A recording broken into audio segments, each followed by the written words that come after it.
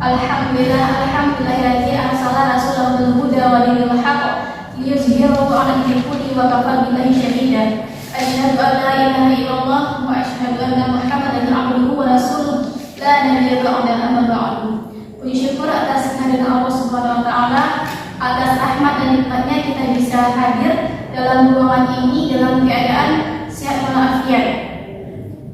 Salawat beriringan salam tak lupa pula kita hadiahkan kepada pucuk pimpinan umat Islam sedunia, yakni Nabi besar Muhammad sallallahu alaihi wasallam, dengan hantaran kata Allahumma sholli ala sayyidina Muhammad wa ala ali sayyidina Muhammad.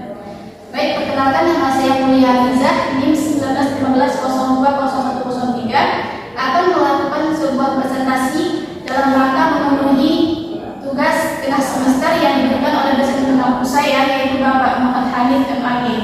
Pada kesempatan kali ini saya akan mempresentasikan sebuah tema yang berjudul tentang keberagaman masyarakat Indonesia.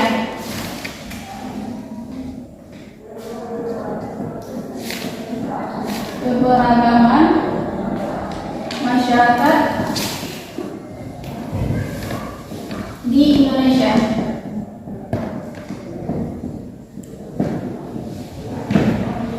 Indonesia diwarnai oleh berbagai macam perbedaan yang diakibatkan oleh kondisi wilayah, agama, adat istiadat, dan juga kepercayaan. Perbedaan merupakan suatu keberagaman yang dapat dirangkai oleh sebuah semboyan yang kita kenal dengan istilah Bhinneka Tunggal Ika. Maknanya pada hakikatnya, walaupun berbeda-beda, tetapi bangsa Indonesia ini adalah satu kesatuan yang tidak akan pernah terpecahkan dan juga tercerai-berai oleh apapun. Semboyan ini menggambarkan bahwa bangsa Indonesia ini adalah persatuan dan kesatuan yang memiliki berbagai macam ras, suku bahasa, bahasa daerah, kepercayaan, dan juga adat istiadat. Keberagaman ini merupakan suatu kondisi yang terdapat banyak sekali perbedaan dalam berbagai bidang aspek. Hal ini dilatar belakangi oleh beberapa faktor. Yang pertama itu letak strategis wilayah Indonesia. Faktor yang menyebabkan adanya keberagaman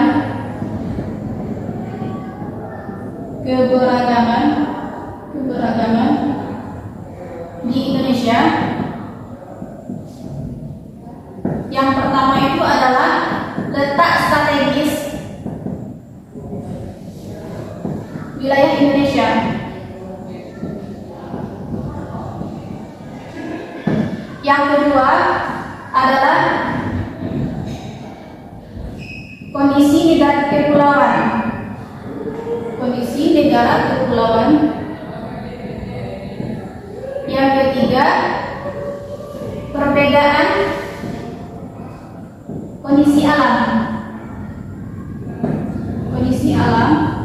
Dan yang keempat adalah keadaan transportasi dan komunikasi.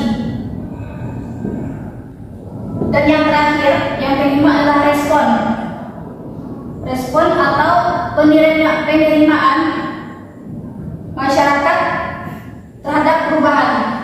Nah, jadi inilah yang melatar belakangi kenapa ada keberagaman di Indonesia. Dalam keberagaman ini ada dua dampak yang dapat kita lihat. Yang pertama dampak positif dan dampak negatifnya bagi diri sendiri, bagi kita, bagi masyarakat, negara dan bangsa. Kalau kita lihat dampak positifnya dengan adanya keberagaman ini, maka suatu negara dan bangsa itu akan maju dan berkembang. Tapi kalau kita lihat dampak negatifnya, maka suatu negara bangsa itu akan bisa tidak harmonis, terpecah belah gitu. Dan juga di Al-Quran, dalam Islam, agama Islam itu kan agama rahmatan lil alamin. Jadi di situ tuh di dalam Al-Quran itu sudah ada sebuah konsep yang diatur oleh Allah tentang bagaimana cara kita menjalin ukhuwah antara pemeluk agama. Itu bisa dilihat dalam surat Al-Hujurat ayat 13 tentang ta'aruf yang berbunyi Bismillahirrahmanirrahim, Ya ayuhan nas inna khalaqnakum min dzakarin wa untha wa ja'alnakum syu'uban wa qabaila lita'arafu inna akramakum 'indallahi atqakum innallaha 'alimun khabir. Wahai manusia, sesungguhnya kami telah menciptakan kamu dari seorang laki-laki dan seorang perempuan dan menjadikan kamu berbangsa-bangsa dan bersuku-suku supaya kamu saling kenal mengenal. Dan sungguh orang yang paling mulia di sisi Allah ialah orang yang paling bertakwa.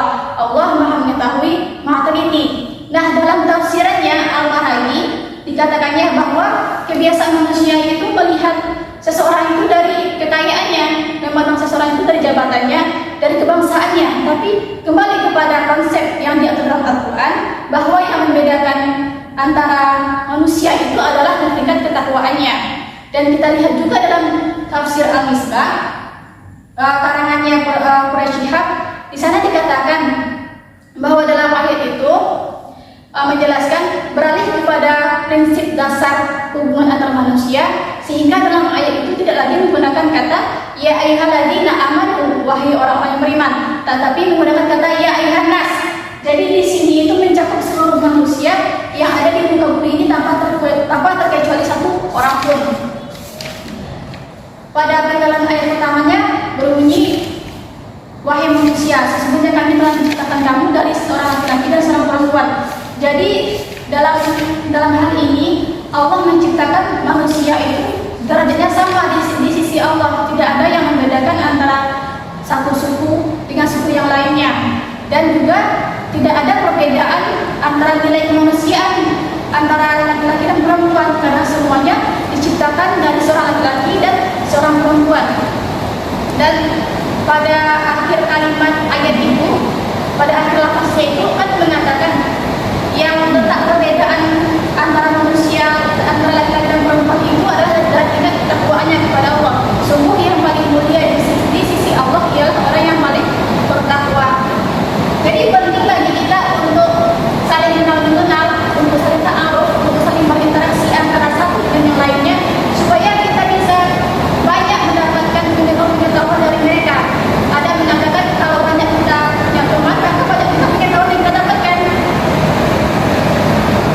Kemudian dialog antar beragama yang terjadi di tengah-tengah masyarakat pada dasarnya mengacu, pada dasarnya tidak bisa lepas dari suatu sikap pluralitas kewargaan yang tumbuh dan berkembang di masyarakat. Pluralitas kewargaan yang terjadi ini pada dasarnya mengacu pada gagasan masyarakat yang terdiri dari kelompok-kelompok identitas yang berbeda, tetapi mereka hidup bersama.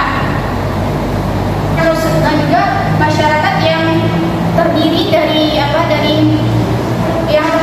suatu ikatan konteks negara bangsa yang mempersatukan kelompok-kelompok yang berbeda. Jadi penting bagi kita untuk saling berinteraksi, penting untuk kita bertoleransi atau pluralitas agar kehidupan kita ini bisa damai, bisa tentram. Jadi dengan adanya sikap pluralitas ini, maka keberagaman dalam masyarakat akan muncul dan tidak akan ada lagi namanya yang diskriminasi, tidak ada lagi perbedaan, tidak ada lagi namanya perbedaan identitas antara yang membedakan manusia itu dari segi agamanya, dari golongannya, dari rasnya, ataupun hal yang lainnya. Baik, itu adalah sedikit penjelasan dari saya. Saya akhiri dengan wassalamualaikum warahmatullahi wabarakatuh.